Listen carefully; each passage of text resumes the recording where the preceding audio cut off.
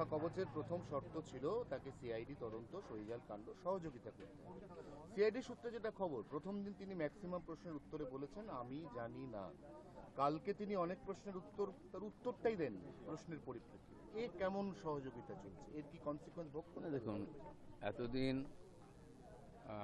কোর্টের বিরুদ্ধে কাজ করেছেন, কোর্টে কোনো নির্দেশ মানেননি, এখন বাঁচার জন্য কোর্টের কাছে যাচ্ছেন। তো আমরা সবাই জানি কোনো ব্যাপারে সাময়িক কোনো হয়তো কোর্ট একটুখানি দিতে পারে সুবিধা, কিন্তু তার মানে এই নয় যে কোর্টের তদন্তে আপনি বাধা দেবেন, আইনের তদন্তে বাধা দেবেন আর তারপরে কোর্ট আপনাকে বাঁচাবে, এটা হয় না।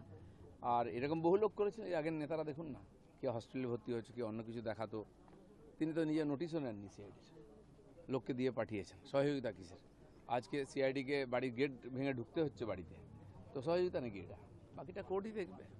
নিয়োগ দুর্নীতি কাণ্ড, সেখানে ইডি স্ক্যানারে অভিষেক বন্দ্যোপাধ্যায় আজকে হাজিরার কথা শোনা যাচ্ছে, উনি এখানেও আবার আদালতের রক্ষা কবচ নিতে যাবেন। যেখানে যত ঘোটালা মানে দুর্নীতি হয়েছে পশ্চিমবাংলায় নিচ থেকে উপর অব্দি সব জায়গায় ওনাদের হাত আছে, পার্টির হাইকমান্ডের হাত, সব সুবিধা ওনারা নিয়েছেন, নাহলে বন্ধ করেননি কেন? সব জানতেন।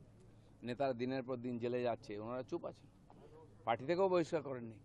তো সেই জন্য সমর্থন তো ছিলই সব জায়গায়, যেমন যেমন তথ্য আসবে আইন সেরমভাবে এগোবে। মেসির ভাই আজকে তার রক্ষা কবচ বা তার সময়সীমা দুটো একসঙ্গে শেষ হয়ে যাচ্ছে। আর মেসির ভাই অরূপ বিশ্বাস, ঠিক আছে, ছবি বিশ্বাস, তার আজকে মেয়াদ শেষ হয়ে যাচ্ছে। আজকে যদি তিনি না যান, তিনবার তিনি হাজিরা এড়িয়েছেন, তিনি না যান, দেখুন একজন নেতাকে নিয়ে আলোচনা করতে গেলে দিন কেটে যাবে। এরা যা অপরাধ করেছে, যা অপমান করেছে লোককে, আর বাংলা যে বদনাম করেছে, সাধারণ মানুষের দিন মুখ বন্ধ করেছিল, এখন তারা কমপ্লেন করতে আরম্ভ করেছেন, তার তদন্ত হচ্ছে। আর বাকি কিভাবে ডিমের দাম বাড়ছে আপনারা দেখছেন। আর এটা চিন্তার বিষয় আছে, কমপক্ষে মানুষ ক্ষোভটা ডিমের উপর দিয়ে দাঁড়াচ্ছে। যদি ইট পাটকেল নিত, ইটের দাম বেড়ে যেত।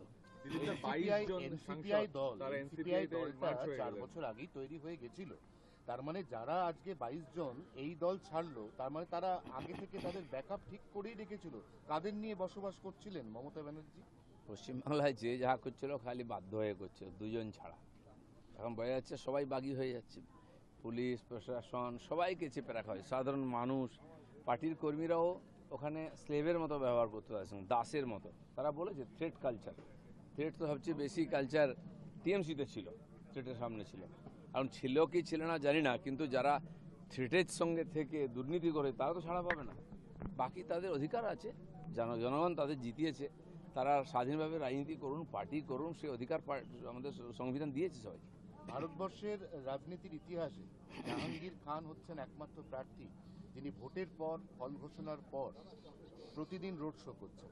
তিনি কোমরে দড়ি পরে নিচ্ছেন, হাতটা জোর করে নিচ্ছেন, মাঝে মাঝে কানও ধরছেন। এর মধ্যে তার বিড়ম্বনা আরও বাড়লো, কারণ জেপি নাড্ডার ওই যে কনভয় 2020 সালের ডিসেম্বর মাসের 10 তারিখ, যার আপনি প্রত্যক্ষদর্শী, সেই মামলাতে জাহাঙ্গীর খানের নাম ছিল। তিনি তখন গ্রেপ্তারও হয়েছিলেন একদিনের জন্য, তিনি জামিন পেয়ে গেছিলেন। কেসটা রিওপেন হচ্ছে। এরকম বহু কেস আছে, রিওপেন হবে। কারণ ওই দিন যে ধরনের ভয়ঙ্কর আক্রমণ হয়েছিল, আমিও মাননীয় নাড্ডাজির গাড়িতেই ছিলাম। ওটা যদি বুলেট প্রুফ গাড়ি না হতো তো বাঁচা মুশকিল ছিল আমাদের। 2000 লোক ঘিরে, তার থেকে ইট পাটকেল ডান্ডা দিয়ে মারছে, তার মাঝখানে কতগুলো গাড়ি ভাঙলো। তো এরা আমরা দেখতাম সাধারণ মানুষের যেন আইনের উপর থেকে ভরসায় উঠে গেছিল, পুলিশের উপর থেকে ভরসায় উঠে গেছিল। কমপক্ষে সেটা ফিরিয়ে আনা হোক। দিলীপদা, বৈদ্যনাথ ঘোষ দস্তিদার, কাকলি ঘোষ দস্তিদারের ছেলে, তিনি মমতা ব্যানার্জির দেওয়া বিয়েবাড়ির উপহারটা পর্যন্ত পাঠিয়ে দিচ্ছেন। এই কি অবস্থা ভাবুন। দেখুন, সেই প্রাইজ রিহার্স গ্যাং হয়েছিল একবার, আমরা দেখেছিলাম। নেওয়ার সময় নিয়ে নেন, আবার নাটক করে ফেরত দেন। তখন নিয়েছিলেন কেন? যদি ওনার প্রতি এত আপনাদের ছিল, ঘৃণা ছিল, নেওয়া উচিত হয়নি। তাদের পদ, তাদের টিকিট, তাদের পয়সা সব নিয়ে মান সম্মান কামিয়েছেন। আজকে যারা প্রতিবাদ করছেন, তো সে অধিকার আছে আপনাদের বেরিয়ে আসার করার, কিন্তু এই ধরনের ড্রামা করার কি মানে? কুণাল ঘোষ বলেছেন সুদীপ বন্দ্যোপাধ্যায় নিজে পরচুলা করেন আর তার বউ হচ্ছে চলতি ফিরতি বিউটি পার্লার। দেখুন, ব্যক্তিগতভাবে কাউকে আক্রমণ করা আমাদের রুচিতে বাধে। আমিও অনেককে বলেছি যখন তারা আমাকে অ্যাটাক করেছে। আজকে পার্টির মধ্যে ওদের এই ধরনের চুলটানাটানি হচ্ছে, আমি জানি না কোথাও অবধি যাবে এটা। পার্টির কালচারটাই সামনে আসে, হতাশায় লোকে অনেক কিছু বলছেন, করছেন।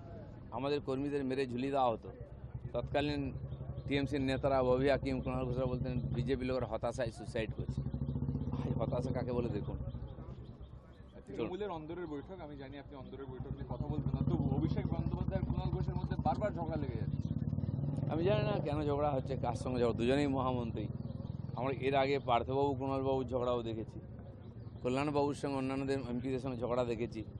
এটাই বোধহয় ওই পার্টির কালচার, ঝগড়া করা, গালাগালি করা, মুখে যা আসে যাকে ইচ্ছা বলে দেওয়া। এটার বিসর্জন হওয়া খুব দরকার আছে। কুরুক্ষেত্রের যুদ্ধের পরে হুম। যদু বংশ নিজেরা নিজেদের মধ্যে সংঘাতে শেষ হয়ে গিয়েছিল। এই যে কুরুক্ষেত্রের যুদ্ধ 26-এ হলো, যার ফল আমরা 4 তারিখ দেখলাম, এবার কি গোটা তৃণমূল কংগ্রেস দলটা যদু বংশের মতো হয়ে যাবে? এই যে যদুবংশ ধ্বংস হয়েছিল যে পদ্ধতি, সেটাকে মুসল পর্ব বলা হয়। আমরা আগে থেকেই বলেছিলাম যে টিএমসির মুসল পর্ব শুরু হয়েছে, তার প্রত্যক্ষদর্শী আমরা মহাভারত দেখিনি, শ্রীকৃষ্ণের যদুবংশকে দেখিনি, কিন্তু এই কুরুবংশকে দেখছি কীভাবে ধ্বংস হয়ে যায়। আচ্ছা, সৌগত রায় বলছেন আজ পর্যন্ত মমতার সঙ্গে আছি, কাল কিভাবে জানিয়ে দেবো। অনেকেই বলবেন, পরিস্থিতির দিকে তাকিয়ে আছে, অপেক্ষা করুন। চলুন, ধন্যবাদ। কি হিন্দি নেবে? कल ओम बिरला से 20 सांसद मिले हैं टीएमसी के बागी नेता सांसद, क्या कहेंगे? ये देखिए, कोई भी एमपी जाके स्पीकर से मिल सकते हैं, अपनी बात भी कर सकते हैं। क्यों मिले, क्या उद्देश्य था, क्या बातचीत हुई है तो हमें नहीं मालूम, लेकिन ये बात सही है कि बहुत कुछ चल रहा है अंदर अंदर। देखते हैं उसका रिजल्ट क्या आता है। पार्टी रोज टूट रही है टीएमसी, अब उसका भविष्य क्या है वो भी समय बताएगा। रहने की बात कल देखा गया है कि काकुली घोष से जब निकली हैं ओम बिरला से मिलकर, तो उन्होंने कहा एनसीपी एक पार्टी है, उसके साथ हम लोग गठबंधन किए हैं और उसके साथ हम लोग ज्वाइन करके एक पार्टी किए हैं, जो कि अलग लोकसभा में हम लोग बैठने की जगह मिले। नहीं, वो लिखित में दे दें, सारा बात को विस्तार से देख करके माननीय स्पीकर उसका निर्णय देंगे। अगर अलग पार्टी का स्वीकृति मिलेगा तो बैठेंगे, ये अधिकार उनको है। लेकिन ये बात सही है कि टीएमसी से सब लोग भागना चाहते हैं। और आज अभिषेक बनर्जी को नोटिस देने, आज ईडी ऑफिस में आने का बात है, उनको नोटिस दिया गया था। बार बार जाना पड़ेगा, इसके पहले भी वो गए हैं, अब तो सीआईडी भी बुला रही है, ईडी भी, सबकी नौता आ रही है। अच्छी समय है, निमंत्रण रक्षा करिए आप। 4 साल पहले एनसीपीआई बन चुका था हावड़ा में, उसके बाद एनसीपीआई त्रिपुरा में अपना रौब दिखाना शुरू किया। अब कल पता चला कि इस एनसीपीआई के साथ तो तृणमूल कांग्रेस के 22 एमपी ऑलरेडी जुड़े हुए थे। तो मतलब जब तृणमूल में वो थे, जब तृणमूल पावर में था, तब से ये मेंटली प्रिपरेशन ले रहा था कि तृणमूल छोड़ के एक दिन भागना पड़ेगा। हम लोग बोलते थे कि सत्ता से बाहर होते ही पार्टी खत्म हो जाएगी।